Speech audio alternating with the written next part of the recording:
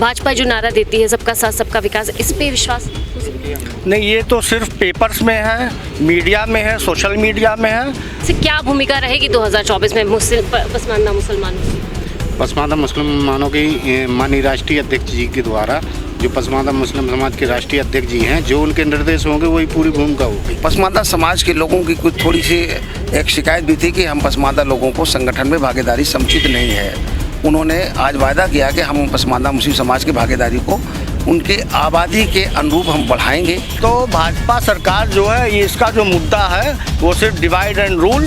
देखिए, हमारे पसमानदा मुस्लिम समाज के लोग कई डेलीगेशन भारतीय जनता पार्टी के नेताओं ने बुलाया और मिले।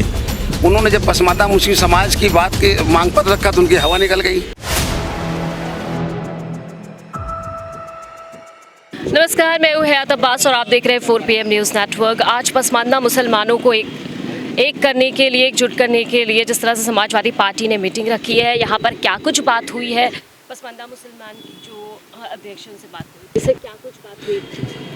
आज इस मीटिंग में माननीय राष्ट्रीय अध्यक्ष अखिलेश यादव जी ने जो पसमानदा मुस्लिम समाज के सारे बिरादरी के चौधरियों को, उनके अध्यक्षों को बुलाया था, जो पसमानदा मुस्लिम समाज के पदाधिकारी भी हैं। और पसमानदा समाज के लोगों की कुछ थोड़ी सी एक शिकायत भी थी कि हम पसमानदा लोगों को संगठन में भागीदारी समुचित नहीं है। उन्होंने आज वायदा किया कि हम पसमानदा मुस्लिम समाज की भागीदारी को उनके आबादी के अनुरूप हम बढ़ाएंगे और जिम्मेदारी देंगे ताकि 2024 के चुनाव में अच्छा परफॉर्मेंस हम कर सके। इसलिए जो मुसलमानों का कुल आबादी का 85% पसमानदा मुसलमान आता है, तो आज उन्होंने पसमानदा मुस्लिम समाज के लोगों को ये भरोसा दिलाया कि आप 2024 में बदलाव के लिए पूरी तरह से प्रदेश के अंदर तन मन धन से जुट करके और समाजवादी पार्टी के लिए तैयार करिए और समाजवादी पार्टी के जो प्रत्याशी हों उनको जिताने में पूरा तन मन धन से योगदान दें। और आने वाले दिन सरकार बनेगी तो पसमानदा मुस्लिम समाज के लोगों के भागीदारी को और उनकी समस्याओं पर हम लोग ज़रूर फोकस करेंगे। पसमानदा मुसलमानों की बात, सबका विकास। देखिए, हमारे पसमानदा मुस्लिम समाज के लोग कई डेलीगेशन भारतीय जनता पार्टी के नेताओं ने बुलाया और मिले।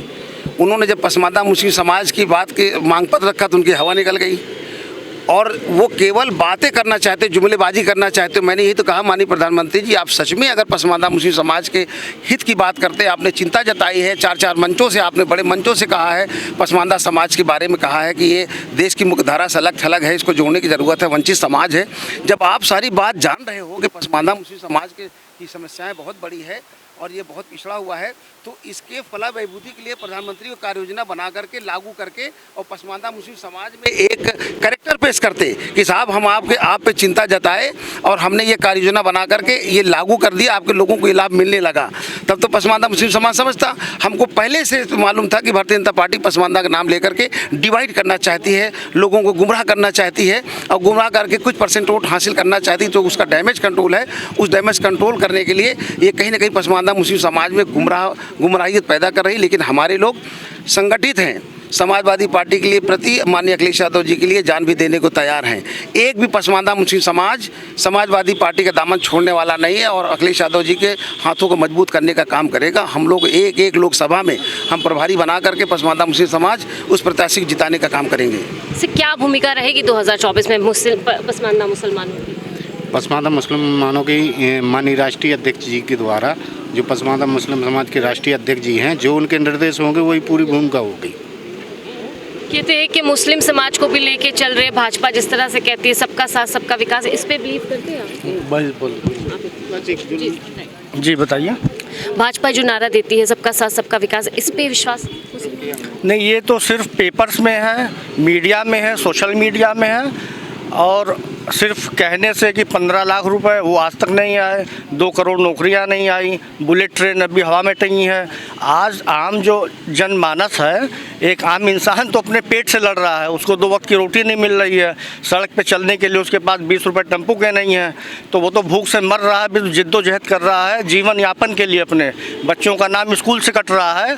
और ये सरकार सिर्फ अडानी, अंबानी और बाबा रामदेव के लिए काम कर रही है।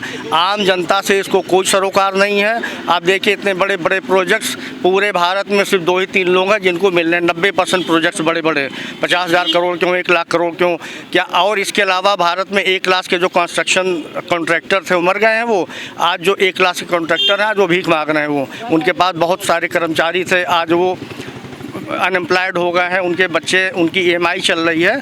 तो भाजपा सरकार जो है ये इसका जो मुद्दा है वो सिर्फ डिवाइड एंड रूल, और सरकार वो सिर्फ पावर में रहना चाहती है और जो बड़े पूंजीपति हैं उनका सर अपने ऊपर रखवाना चाहती है कि जब भी इलेक्शन आए उन्हें 2-4 लाख करोड़ रुपए चाहिए, वो फंडिंग आराम से उनको मिल जाए। तो उसको चिंता सिर्फ अपने भाइयों की है, 2-3 जो उनके बाबा रामदेव और रानी अंबानी हैं, बस और किसी की चिंता नहीं है। सबसे बड़ी बात मेरी बात सुन लीजिए। हाँ, मेरी बात सुन लीजिए। देखिए मैं रामचरितमानस लेके आया हूँ। कहते हैं कि राम राज्य है, हम 6 लोग, हमारे परिवार में 6 लोग हैं, 6 लोग सब अब आत्महत्या के कगार में। जैसे लॉकडाउन में दुकान टूटी और कोई माँ बाप नहीं है, दुकान एक सहारा थी, दुकान टूट गई, वो कर्ज तरह दबे थे, कर्ज लेके दुकान खोली, फिर दुकान दुकान जल गई। कॉन्फ्रेंस किया गोरखपुर में, पूरा सब कुछ किया, लेकिन अभी तो कोई सुनवाई नहीं हुई मेरी। और सुन तो लीजिए मेरी बात, सुन लीजिए।